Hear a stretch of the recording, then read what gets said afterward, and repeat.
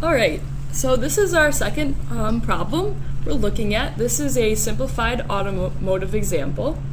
Here you can see the model, and also notice the background. This is our multi-CAD version, so it stands apart. You can tell like the buttons are pretty much the same. It does all the same things. It just has a little bit different interface.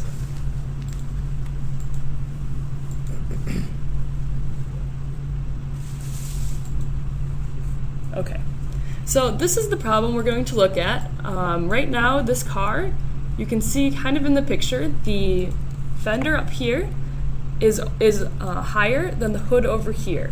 So in this case, the hood is under flush, and we're seeing high variation. So DCS is going to come in and try to make suggestions on how to change this. So one suggestion, once it's already been manufactured, we are looking into adding some bumpers that you can see here, and one of the questions is, where can we put these bumpers so that the best flush case will be along this hood to fender interface? So that's what we're going to be looking at in this model.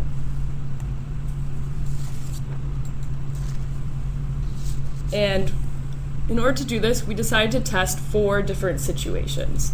So we wanted to look at if we place the bumpers right here near the front of the car, and then 3 other cases further back. And we were hoping that by comparing the results of each of these locations, we could find a better placement for the bumpers to reduce that flush measurement.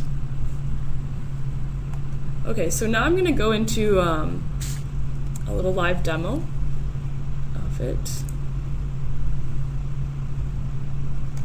to show you what we did in our model.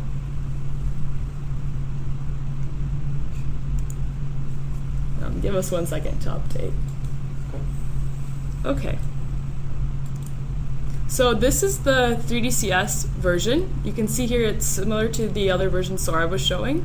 We have our Compliant Modeler toolbar over here on the left, and the rest of these are all the same buttons. Here's our tree where you can see parts, moves, tolerance, measures, any of our inputs, and this is the graphics window over here where you can see your model.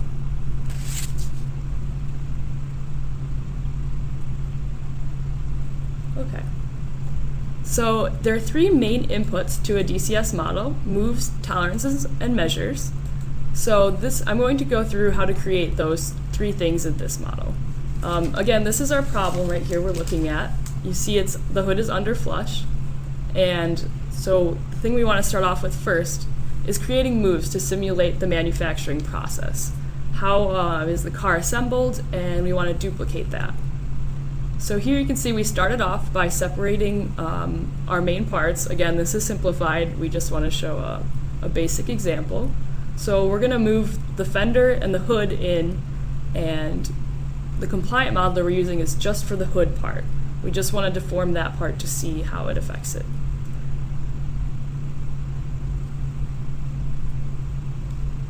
So now I'm going to nominal build, which Sora mentioned earlier, and what this does is it runs all of our moves in order, and now we're looking at, and you can see here, the flushness measure is better because I had turned on one of my bumper moves, and these moves were created previously, so you can toggle them on and off. So that's the flushness measure. Then we're going to split it up, and I'm going to build it step by step so that you can see the individual moves for this car. So the first step is just an initialization move. There you can see the fender. We're moving the hood down to its hinges, and then we're rotating it down to the striker. And now here you can't really see as it's not zoomed in, but we're applying our clamps, which is the compliant part of the model.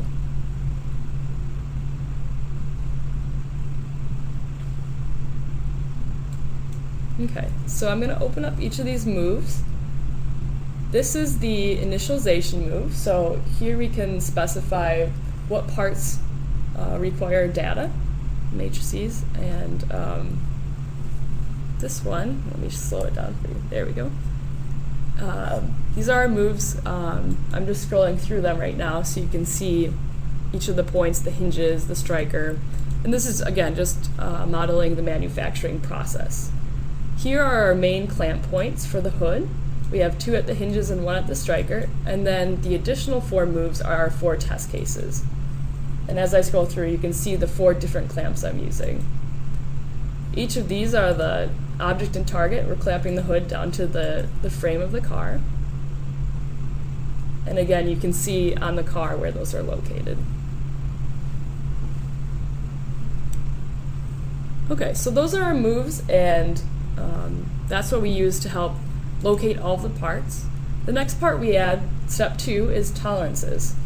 So right now we've applied tolerances. This is the hood part, and these are all the surface profile or linear tolerances that have been applied to locating features. So here you can see the range. We've input a range of 1.4, for example, and those are the parts that it's applied to. Additionally, we have position tolerances for the hinges, for example, or any circular tolerances. And we can apply size tolerances as well. These are just samples of what we have applied.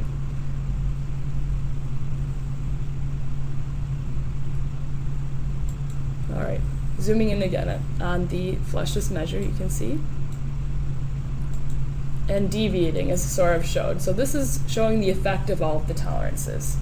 We can see the variation. Let's see if it's coming on your screen. Yeah, it starts. Deviation is hard to get across on the board too. Yes. The lag. Sorry if it's lagging a bit on that. But each of those is a different build. So we're seeing, as imperfect parts are put together, we're seeing how our flush measures are changing. So that brings us to our next input and our final input. And this is really an input to create an output. These are called measures, or here I'm showing the bumpers, but these are our measures. And I put these flush measurement points, they're just at arbitrary locations, looking at the flush from the fender to the hood. And there you can see them there. And now I'm going to split it apart so you can see more details. Again, this is to from. We're looking in the direction that's the arrows are pointing to measure what the flushness measure is so we can determine which bumper placement is best. So this is where you specify your spec limits, what's going to be an acceptable case, and you can also click that current button down there, which will tell you the current measurement. You can see it's about 824 right now because it's separated. And now when I press current, it's under flush by 1.9 millimeters. So we've also, we added a bunch of flush measurements. You can add hole pin clearances, gap measures. There's many different kinds you can do. But this is what I'm going to do. I'm going to run 1,000 simulations. So I'm going to try to build 1,000 of these cars and figure out how many are going to be okay with putting the bumpers at the front. So here you see the results window that Saurav showed earlier. Let me maximize it for you. Okay, and you can see it's that's the measure right there on the screen. I'll point it out for you. Oops, I guess it lagged over it, but this is the front measure on the front fender, and you can see that this one's not too out of spec. Our estimated range is around 3, and we're keeping track of all these when we compare the cases. Again, the contributors are at the bottom, which tolerances are having the biggest effect on this specific measurement. And they're all labeled on the screen as well, so you can quickly identify them on the car or whatever model you have. And I can scroll through. These are all, I had 8 flush measurements, so I can scroll through and you can see how the contributors are changing and how the measurement is moving to show you different results. Additionally, I said I put in some gap measurements just so we can check. As we're measuring flush, we don't want to forget about the gap and make sure that the model is okay. Also, just for fun, I'll show you a little bit quick view of our visualization. We're using the gray style because it's easier to see, but we can toggle between different color schemes that have been set up in DCS. Sometimes they'll help with visualizing gap or flush measures. based on lighting, and that should help you. Okay, so again, you saw it live, now you're seeing it on PowerPoint. This is our results, and what we're looking at when I did a comparison, for ease, we're just looking at the estimated range you can see up in the left. And this is the range variation on this specific measure. These are the measures, again, that I took measures on. So that's what we're going to be comparing when we're looking at the 4 different bumper placement cases.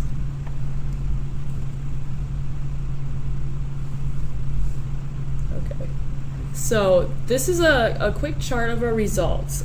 Along the x-axis, you can see that each of these is one of our 8 measurements of flush along the hood, and you can kind of see the car in the background.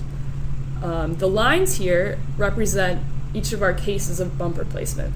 So the red line on top is the case with no bumpers. If we just use the hinges and the striker, what is the flush going to look like? And we're seeing it's giving us the highest variation in flush, which we expect. So then we tried the front bumpers, which are over here, and you can see that's a little bit better. Mid bumpers here, a little bit better again. And then we have a second mid measurement and an upper measurement.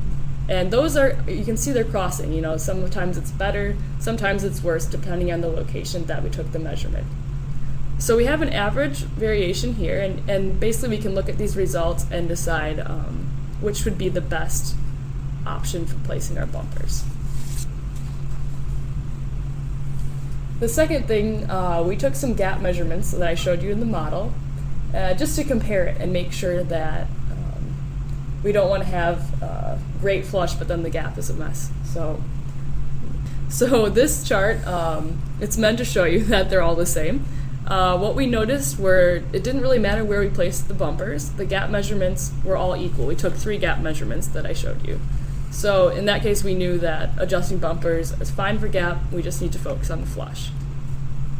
So in conclusion, what I did is I took an average of the flush measurements at each, the flush variation, at each of the different measurements per test case. So over on the left, you can see each of these are the test cases and their location on the hood.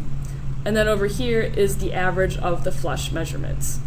So basically, I took it out to third decimal place so you could see this one is the best, but these two are very close.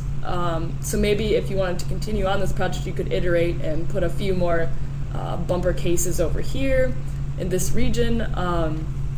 But basically, you can look at these results from DCS and be able to determine maybe what would be a good placement for your bumper.